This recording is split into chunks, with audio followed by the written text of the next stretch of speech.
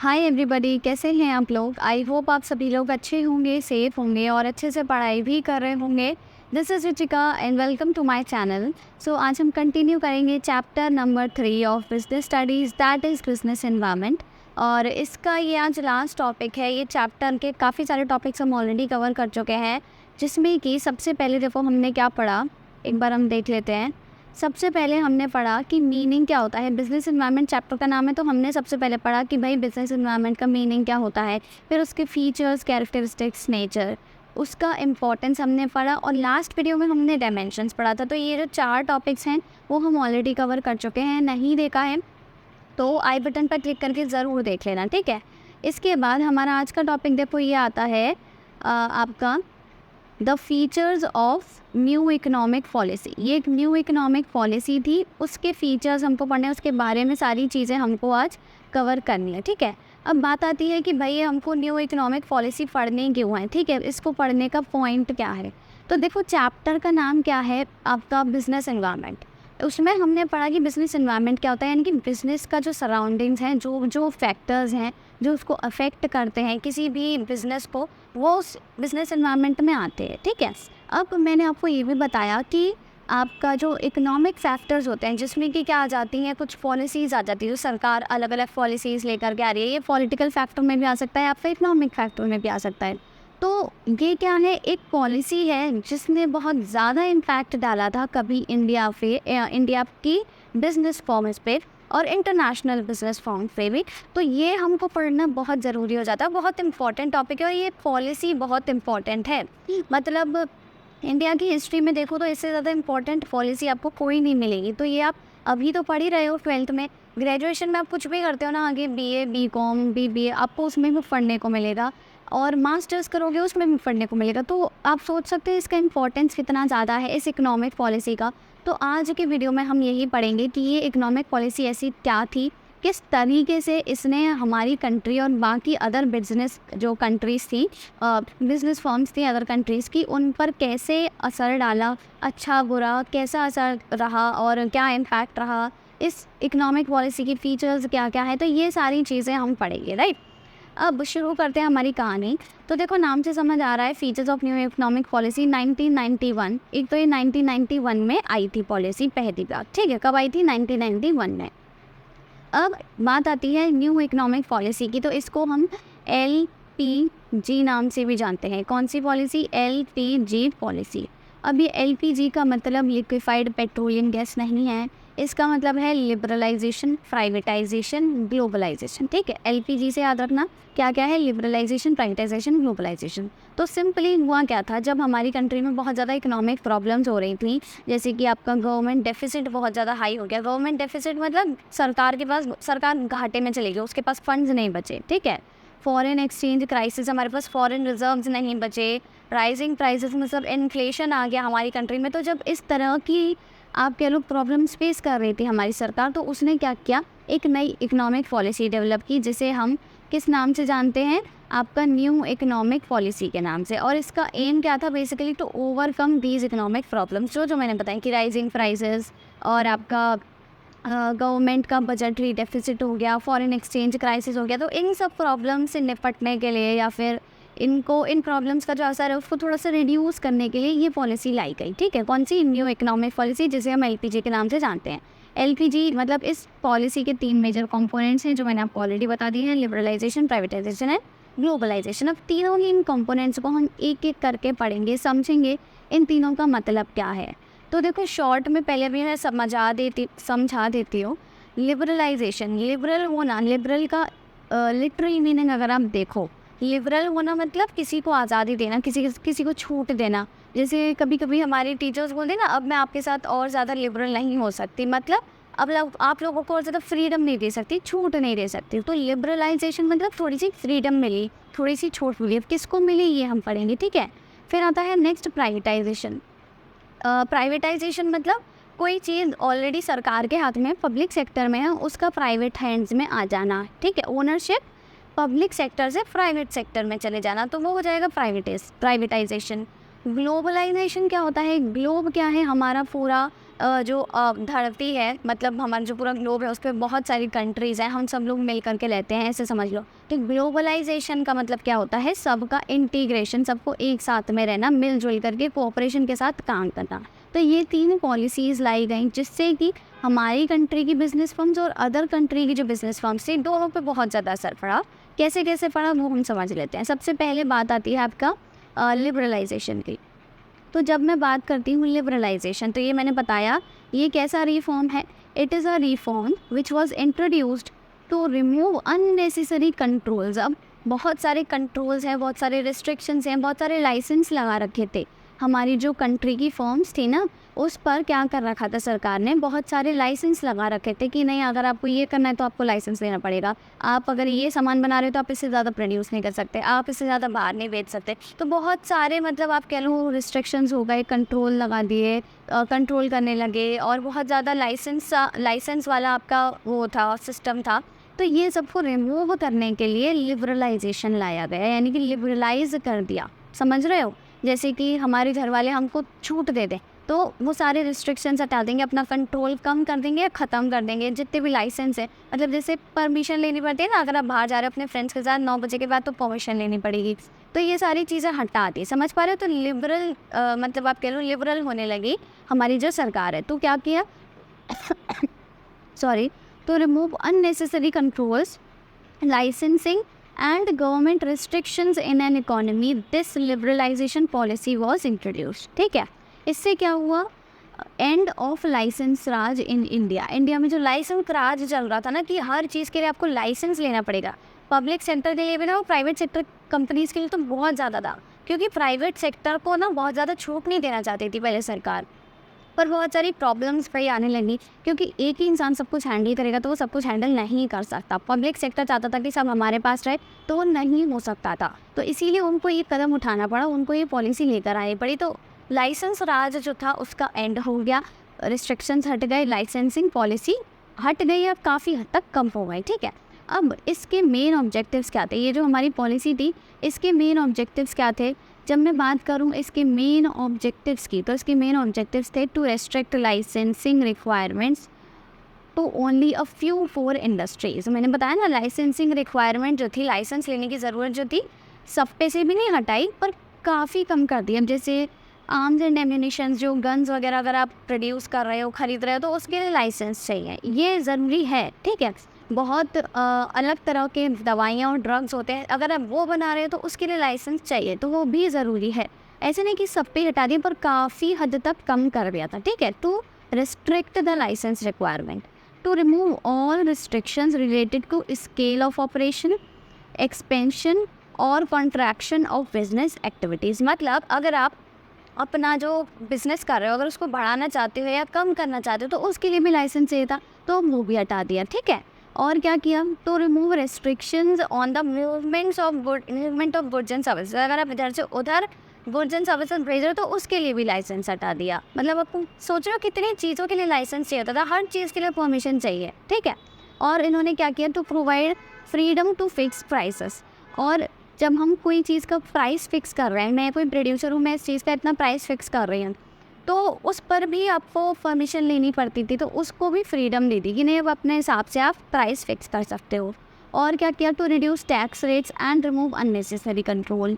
Twinkle import of foreign capital and technology. Twinkle मतलब क्या होता है? कोई चीज़ को ईजी कर देना, सिंप्लीफाई कर देना। तो अगर आप फॉरेन कैपिटल इम्पोर्ट कर रहे हो, बाहर से सामान मंगा रहे हो, कैपिटल गुड्स, तो उनके ऊपर जो लाइसेंस वगैरह थे ना, उसको कम कर दिया, उसको सिंप्लीफाई कर दिया। ऐसे नहीं कि 50 जगह से परमिशन लो तब जाके आपका सामान आए, तो इसमें बहुत ज़्यादा टाइम वेस्ट भी होता था। ठीक है, रिसोर्सेज भी तो वेस्ट हो रहे थे, 10-10 बार परमिशन लो, 10-10 बार लाइसेंस लो, पैसा वेस्ट, टाइम वेस्ट, सब कुछ वेस्ट। तो इससे ये सारी भी आसानी हो गई, आप foreign capital, foreign technology easily import कर सकते हो। और क्या किया? वो simplify the procedures of import and export, ये जो जस्ट अभी मैंने बताया। तो इतनी सारी चीज़ें करी, बहुत सारी चीज़ों पे क्या किया? लाइसेंस रिस्ट्रिक्ट कर दिया, छूट दे दी कि भाई मूवमेंट ऑफ गुड्स के लिए, और इम्पोर्ट एंड एक्सपोर्ट का जो प्रोसीजर था वो सिंप्लीफाई कर दिया, और आपको अगर कैपिटल गुड्स और टेक्नोलॉजी इंपोर्ट करनी है तो उस पर भी आपको काफ़ी ज़्यादा फ्रीडम दे दी। अपना बिजनेस बढ़ाना है, कम करना है, तो उस पर भी आपको लाइसेंस की बहुत ज़्यादा ज़रूरत नहीं। तो ये सारे काम किए लिबरलाइजेशन में। तो इन सारे पॉइंट्स में आपको एक चीज़ समझ आई कि कुल मिलाकर के क्या किया है, जो भी कंट्रोल था या तो उसको कम कर दिया या ख़त्म ही कर दिया, यानी कि छूट दे दी है, या तो छूट दे दी है या फिर पूरी ही फ्रीडम दे दी है। समझ पा रहे हो? तो ये होता है लिबरलाइजेशन, राइट। अब इसके बाद नेक्स्ट आता है हमारे पास प्राइवेटाइजेशन। प्राइवेटाइजेशन मैंने बताया, देखो अब आपने ये पढ़ा होगा कि जैसे कोई भी कंपनी है, ठीक है, लेट अस सपोज ये कंपनी है, ये क्या है, पब्लिक सेक्टर के हाथ में है। पब्लिक सेक्टर के हाथ में है, इसका मतलब इसके पास पब्लिक जो सरकार के पास क्या है, मोर देन 51% आपका स्टेक है, मोर देन 50% स्टेक है। अब अगर ये क्या करे, इसकी ये जो ओनरशिप है, ये ओनरशिप किसके पास है इस कंपनी की, पब्लिक सेक्टर के पास, यानी कि सरकार के पास। अब ये ओनरशिप दे दे किसको, प्राइवेट सेक्टर को, ठीक है, मतलब नहीं अब आप संभालो इसको, ये क्या करे, सारे जो शेयर्स हैं, स्टेक है जो इसका, वो प्राइवेट सेक्टर को दे दे। तो ये क्या हो जाएगा, transfer of ownership from public sector to private sector, simple, उसे ही प्राइवेटाइजेशन कहते हैं, ठीक है। जैसे आप एक वर्ड सुनते हो मॉडर्नाइजेशन। मॉडर्नाइजेशन का मतलब क्या है, पुरानी चीज़ें छोड़ छाड़ करके मॉडर्न चीज़ों पर, या फिर मतलब आप कह लो नए तौर तरीक़ों पर ध्यान देना, उनको अडॉप्ट करना, है ना, उनमें खुद को एडजस्ट करना, उसे ही तो मॉडर्नाइजेशन कहते हैं। इसी तरह पब्लिक से प्राइवेट में आपकी जो ओनरशिप है ना, उसको ट्रांसफ़र कर देना, उसे कहते हैं प्राइवेटाइजेशन, सिंपल। तो ये क्या है, it refers to the development responsibilities from the state का मतलब क्या है, या फिर पब्लिक, ठीक है, टू द प्राइवेट सेक्टर, उसे ही हम कहते हैं प्राइवेटाइजेशन। प्राइवेट सेक्टर एंटरप्राइजेज आपको पता ही है, in which the government owns less than 51% of the company. Less than 51% अगर किसी कंपनी, अगर लेस देन 51% गवर्नमेंट का है, ठीक है, यानी कि गवर्नमेंट के पास कम है तो प्राइवेट की हो जाएगी। लेस देन 51% प्राइवेट के पास है, यानी कि गवर्नमेंट के पास ज़्यादा, तो पब्लिक सेक्टर कंपनी हो जाएगी। ये तो पता ही है सबको। तो प्राइवेटाइजेशन समझ आ गया। पर अभी जो प्राइवेटाइजेशन किया, इसका क्या मुद्दा था, इसका लॉजिक क्या था, या फिर इसको करने का उद्देश्य क्या था। सिंपली देखो, प्राइवेटाइजेशन क्यों किया, to introduce disinvestment of the public sector, यानी कि डिसइन्वेस्टमेंट को आप ऐसे समझो, देखो जैसे ये कंपनी है, ठीक है, लेट अस सपोज ये क्या है, आपकी कंपनी है। अब इसमें पहले क्या था, पहले पब्लिक सेक्टर के पास थी, ये पब्लिक सेक्टर की कंपनी थी, सरकारी कंपनी थी, और इसमें मोर देन 51% शेयर जो था वो सरकार का था, ठीक है। और इसमें जितना भी इन्वेस्टमेंट था वो किसका था, सरकार का था। अब सरकार ने इन्वेस्टमेंट, अपना जो भी पैसा लगाया था, ये कह लो वो निकाल लिया, ठीक है, उसे ही क्या कहते हैं, डिसइन्वेस्टमेंट कहते हैं कि नहीं, राइट। तो ये हो गया आपका क्या, डिसइन्वेस्टमेंट। अब डिसइन्वेस्टमेंट कर दिया, यानी कि पैसा निकाल लिया, शेयर बेच दिए प्राइवेट सेक्टर को, वो प्राइवेट सेक्टर कंपनी हो गई। तो डिसइन्वेस्टमेंट को प्रमोट करने के लिए, इंट्रोड्यूस करने के लिए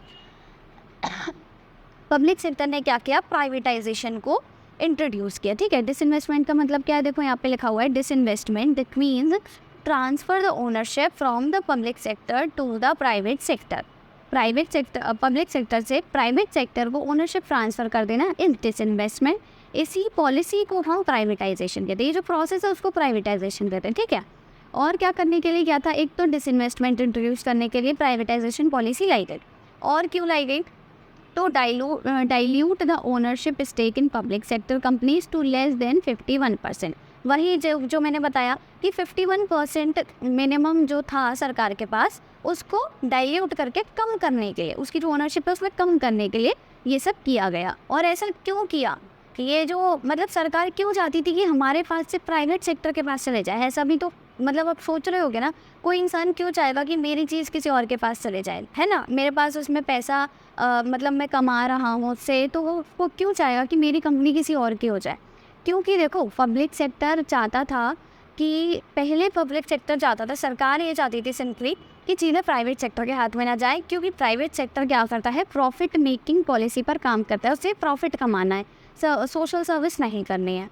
और उन्होंने देखा, सरकार ने, कि यार बहुत सारी ऐसी चीज़ें हैं जो प्राइवेट सेक्टर ही करके दे सकता है। अच्छी अच्छी फैसिलिटीज़ हो गई, आपकी अच्छी टेक्नोलॉजी हो गई, नए इनोवेशंस हो गए, तो ये सारी चीज़ें प्राइवेट सेक्टर ही करके दे सकता है। आज भी बच्चे स्कूल में पढ़ते हैं, सरकारी स्कूल मतलब वो पसंद नहीं करते हैं, उनके मम्मी पापा सरकारी स्कूल में उनको भर्ती नहीं कराते, प्राइवेट सेक्टर में, प्राइवेट स्कूल में कराते हैं। अच्छे प्राइवेट कॉलेज में पढ़ाएंगे जहाँ पे अच्छी फैसिलिटीज़ हो, अच्छे प्राइवेट हॉस्पिटल में हम लोग जाते हैं अगर कुछ हो जाता है हल्का फुल्का, जिससे वहाँ पे अच्छी फैसिलिटीज़ मिले, क्योंकि प्राइवेट सेक्टर इन चीज़ों में माहिर है।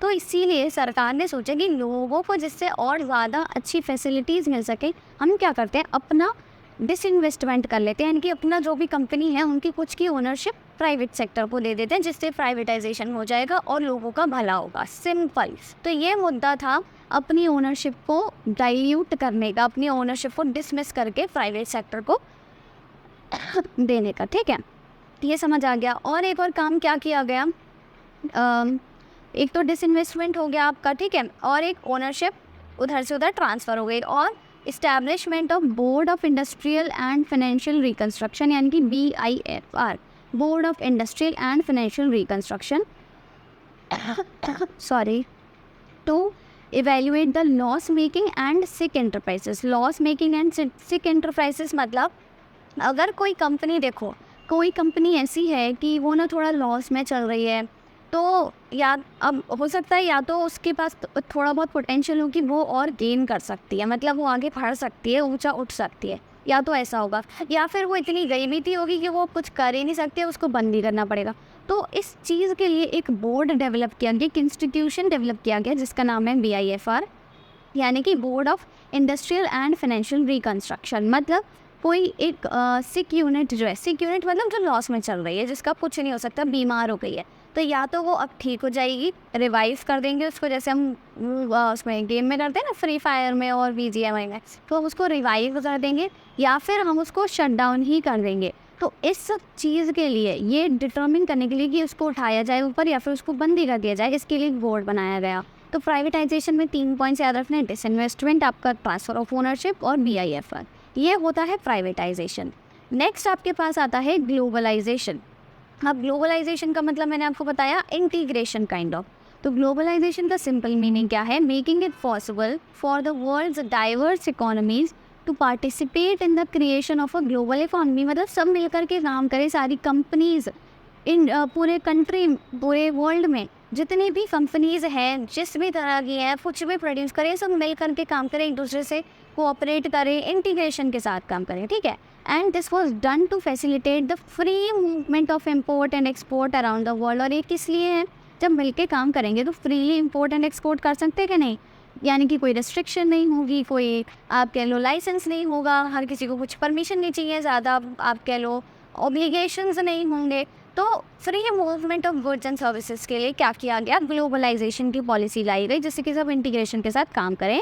ग्लोबलाइजेशन ने और क्या काम किया भाई, it promoted fast technological progress since geographical barriers were no longer an impediment. यानी कि इंडिया की अगर हम बात करें तो इंडिया में ना टेक्नोलॉजिकल एडवांसमेंट बहुत ज़्यादा होने लगा। क्यों, क्योंकि सारे बैरियर्स हट गए, सारे आपके लो रिस्ट्रिक्शंस हट गई, कंट्रोल्स हट गए, फ्रीली मूवमेंट हो रहा है गुड्स एंड सर्विसेज का, आपकी जो भी चीज़ें हैं, टेक्नोलॉजी का, कैपिटल गुड्स का, कंज्यूमर गुड्स का, हर तरह की चीज़ों का। तो यहाँ पे क्या हुआ, एडवांसमेंट बहुत ज़्यादा होने लगे इंडिया में, राइट।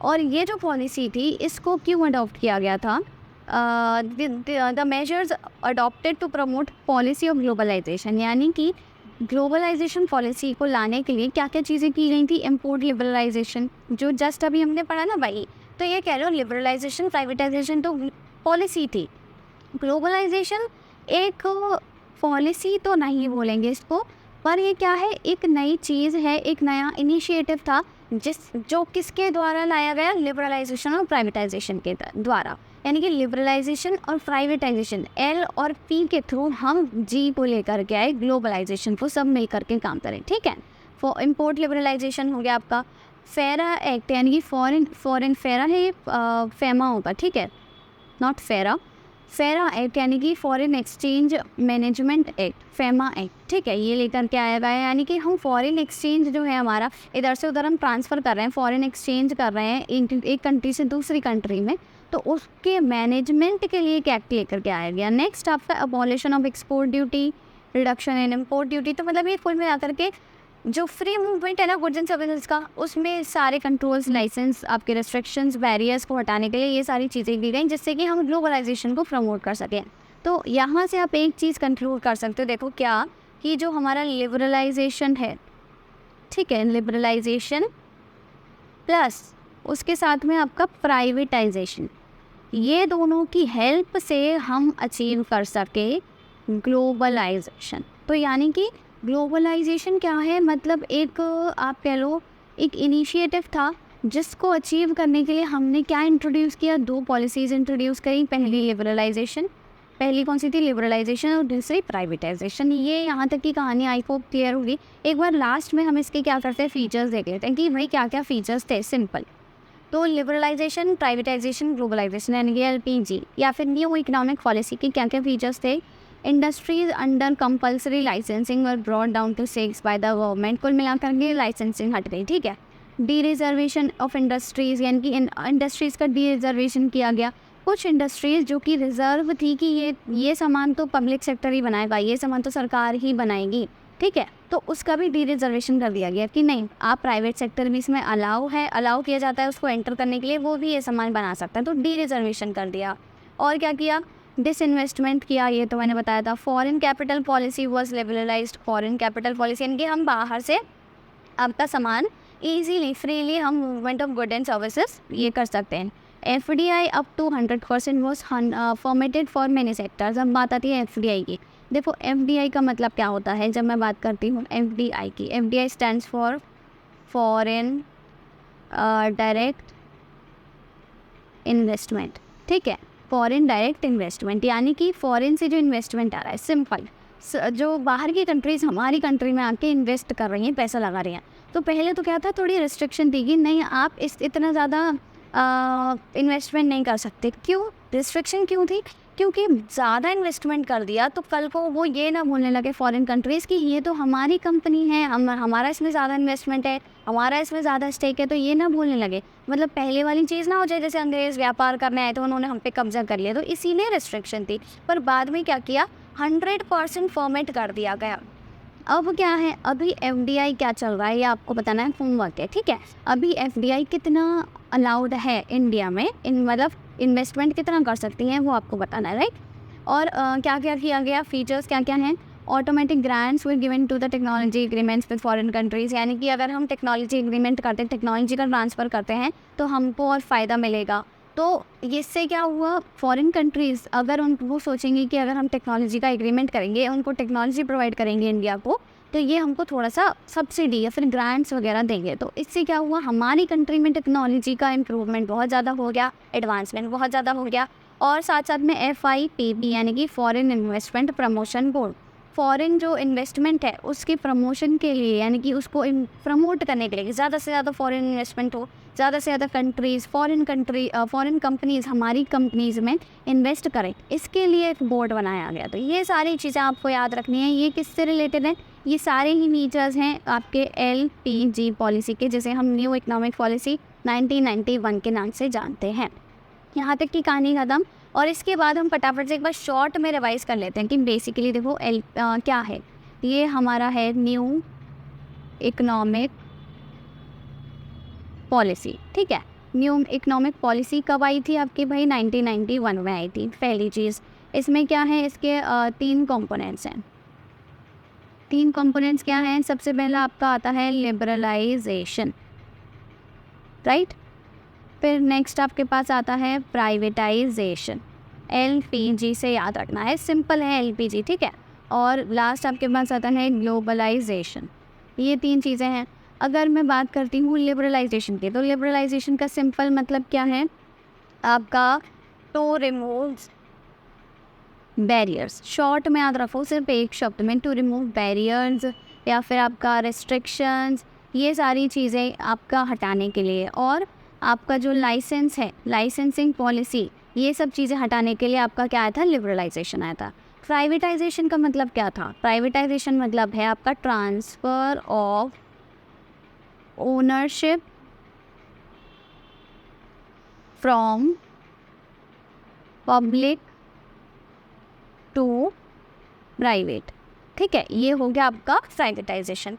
ग्लोबलाइजेशन का मतलब क्या है, सिंपल इंटीग्रेशन, यानी कि आपको एक शब्द में याद रखना है कि सारी चीज़ें को सारी कंपनीज, सारी कंट्रीज़ इंटीग्रेट होकर के मिलजुल करके ट्रेड करें, कोऑपरेट करें और free movement of goods and services हो। तो ये आपको बस ये स्लाइड आपको दिमाग में रखनी है आपको, और इसके अलावा कुछ भी याद नहीं रखना है, ठीक है। बाकी सारे चीज़ें हम ऑलरेडी पढ़ चुके हैं, तो आपको ऑलरेडी ऑटोमेटिकली याद आ जाएंगी जब भी आप रिवाइज करने की कोशिश करोगे, रिकॉल करने की कोशिश करोगे, ठीक है।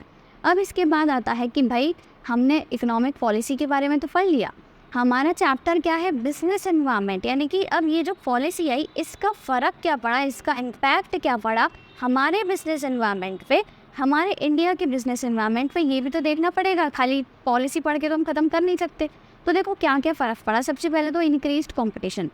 भाई हमारी कंट्री में क्या हुआ, कंपटीशन बहुत ज़्यादा इंक्रीज़ हो गया। एक एक करके मैं पॉइंट समझाऊंगी। सबसे पहले है इंक्रीज्ड कंपटीशन, दूसरा है more demanding customers, rapid changes in technological environment, necessity for change, ठीक है।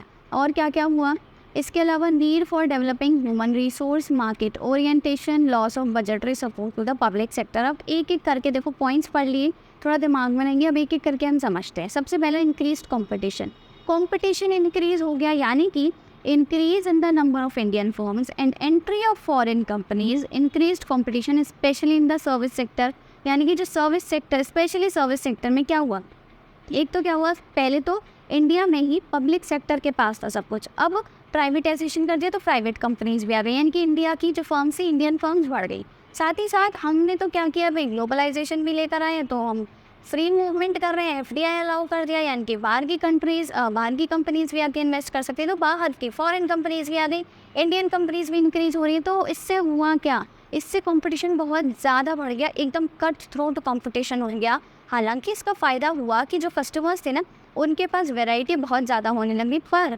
इसका थोड़ा सा नुकसान हमारी इंडियन कंपनीज़ को ये हुआ कि भाई उनके पास ना इतने ज़्यादा रिसोर्सेज नहीं होते हैं, इतनी हाई फाई टेक्नोलॉजी नहीं होती है, तो उनका थोड़ा सा लॉस होने लगा। लॉस क्यों, क्योंकि बाहर की जो कंपनीज आ रही है वो तो भाई खूब ताम झाम के साथ, अच्छी टेक्नोलॉजी के साथ आ रही हैं, अच्छे खासे प्रोडक्ट के साथ आ रही हैं, अच्छी क्वालिटी के साथ आ रही हैं, तो कस्टमर्स वहीं जाएंगे ऑब्वियसली। तो इससे क्या हुआ, इंडिया की जो फर्म्स हैं उनका नुकसान होने लगा। नेक्स्ट आपका मोर डिमांडिंग कस्टमर्स मतलब increase in the number of enterprises gives consumers wider choice of products leading to rise in expectations and demands। वही जो मैंने अभी चीज़ बताई कि कस्टमर्स की डिमांड और ज़्यादा बढ़ गई। पहले सिर्फ मान लो 2 ब्रांड्स थे साबुन के इंडिया में, अब 4 ब्रांड्स और आ गए फॉरेन, तो उनकी डिमांड और ज़्यादा बढ़ गई, उनकी एक्सपेक्टेशंस और ज़्यादा बढ़ गई। ऑब्वियसली वो फॉरेन कंपनीज़ के पास जाएंगे, कोई नई चीज़ आती है तो हमको वो ज़्यादा अट्रैक्ट करती है, ठीक है। बाहर की चीज़ हम सोचते हैं कि भाई इसकी क्वालिटी अच्छी ही होगी, तो ये होता है ना, तो उनकी डिमांड ज़्यादा बढ़ने लगी कस्टमर्स की। रैपिडली चेंजिंग टेक्नोलॉजिकल एनवायरनमेंट, यानी कि fast changing technology requires companies to install the latest machinery, adopt latest techniques of production leading to an increase in the investment in the business. तो इससे हुआ क्या कि क्योंकि मैंने बताया ना बाहर की भी टेक्नोलॉजी आने लगी और टेक्नोलॉजिकल एनवायरनमेंट भी बहुत ज़्यादा चेंज होने लगा, टेक्नोलॉजी में इन्वेस्ट करने लगी फॉर्म्स, तो इससे क्या हुआ, रैपिड इम्प्रूवमेंट की नीड होने लगी। रैपिड इम्प्रूवमेंट चाहिए था, एडवांस टेक्नोलॉजीज़ हमको चाहिए थी, एडवांस टेक्निक्स हमको चाहिए थी, जिससे कि क्या हुआ, बिजनेस में इन्वेस्टमेंट बहुत ज़्यादा बढ़ने लगा। और क्या हुआ, नेसेसिटी फॉर चेंज, काय का चेंज, किस बात का change in government policies, business had to modify their policies and practices, यानी कि गवर्नमेंट ने जो पॉलिसी लेकर के आई एलपीजी, गवर्नमेंट जो पॉलिसी लेकर के आई है ना एलपीजी, अब गवर्नमेंट ने तो चेंज लेकर के आ गई, इतनी सारे चेंजेस कर दिए एलपीजी के थ्रू, पर इससे क्या हुआ, बिजनेस एनवायरनमेंट पे फ़र्क पड़ा। तो बिजनेस को भी अपनी पॉलिसीज़ को चेंज करना पड़ा, उनको अपनी स्ट्रैटेजीज़ को चेंज करना पड़ा कि भाई वो कैसे कस्टमर्स को अट्रैक्ट करेंगे, कैसे कस्टमर्स की नीड को सेटिस्फाई करेंगे, कैसे रिसर्च एंड डेवलपमेंट करेंगे, इनोवेशन करेंगे, नए प्रोडक्ट्स लाएंगे, क्या प्राइस रखेंगे, तो उनको भी अपनी पॉलिसीज़ को चेंज करना पड़ा, ठीक।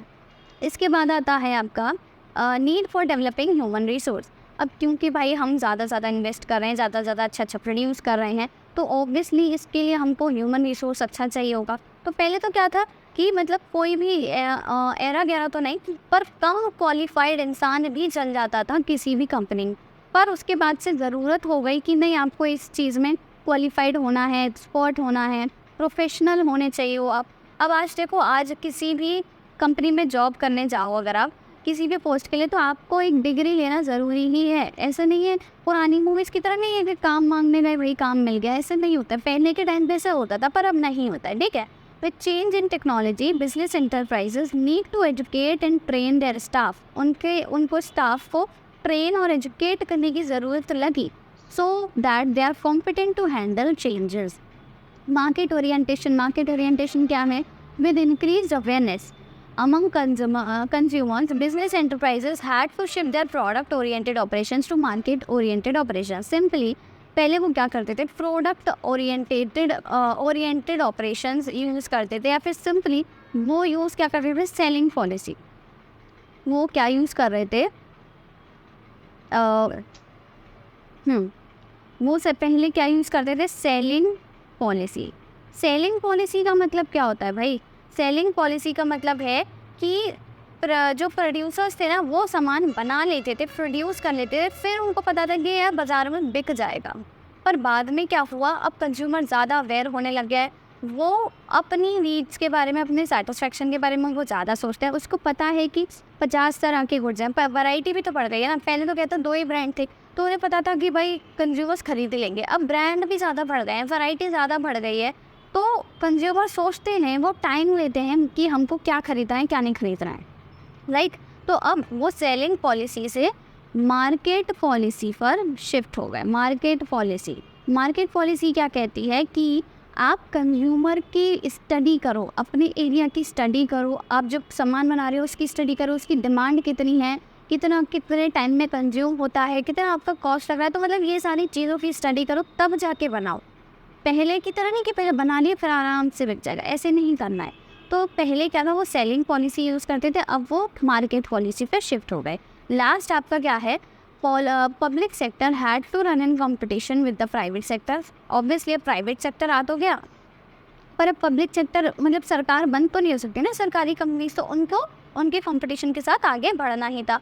Therefore they had to organize their own resources and functions efficiently। तो उनको भी क्या करना पड़ा? अब जो भी उनके रिसोर्सेज थे, जो भी वो फंक्शंस थे, उनको वो भी एफिशिएंटली यूज़ करने पड़े। पहले तो वो ऐसे ही यूज़ कर लेते थे, पर अब उनको पता था कि भाई हमारे पास कमी है और प्राइवेट सेक्टर बहुत ज़्यादा एडवांस है, तो हम अपने रिसोर्सेज को एफिशिएंटली यूज़ करें।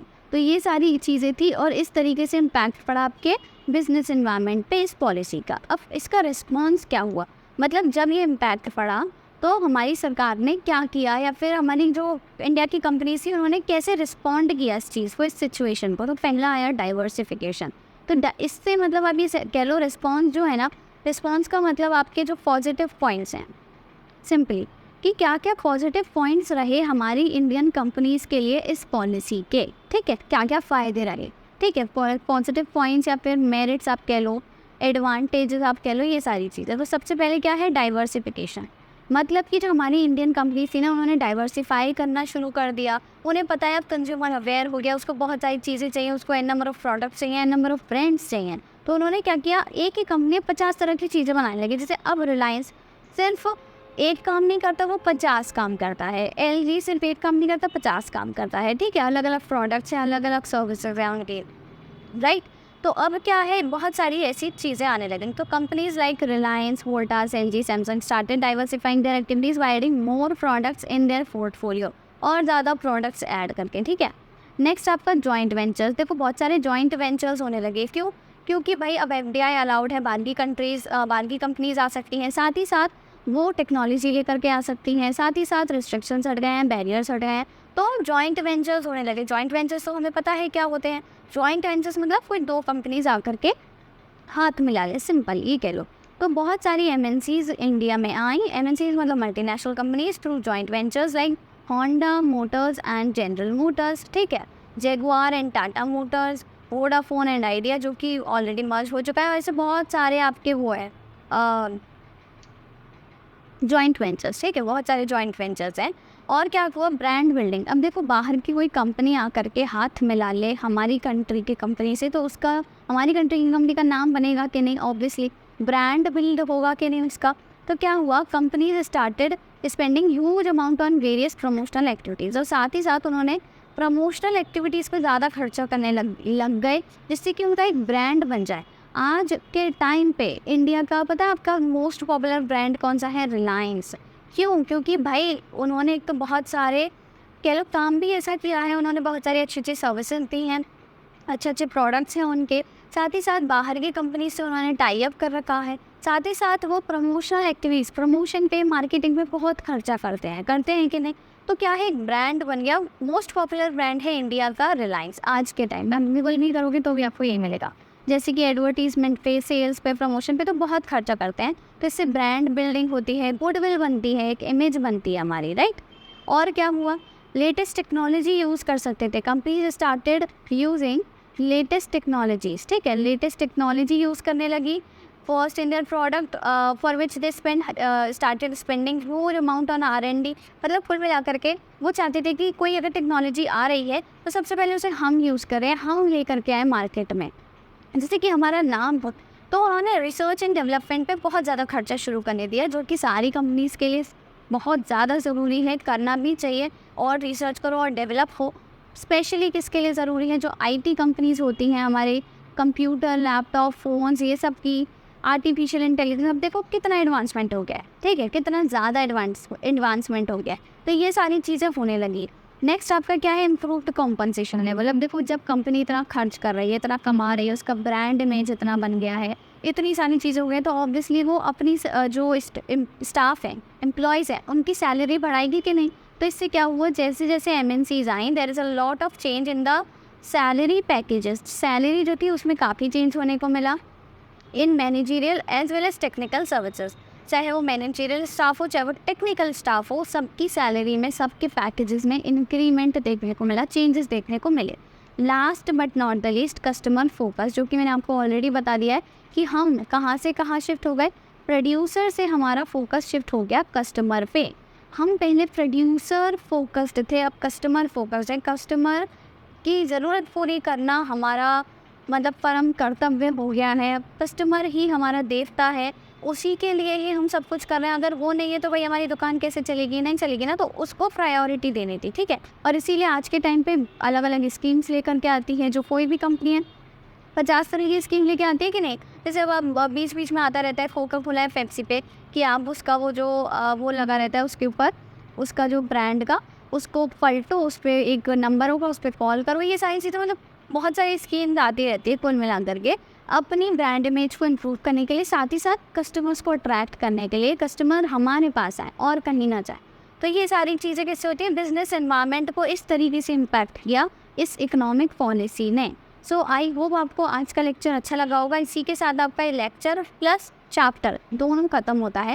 ये चैप्टर भी फिनिश हो गया है और इसके बाद हम नेक्स्ट चैप्टर हमारा स्टार्ट करेंगे, यानी कि चैप्टर नंबर 4।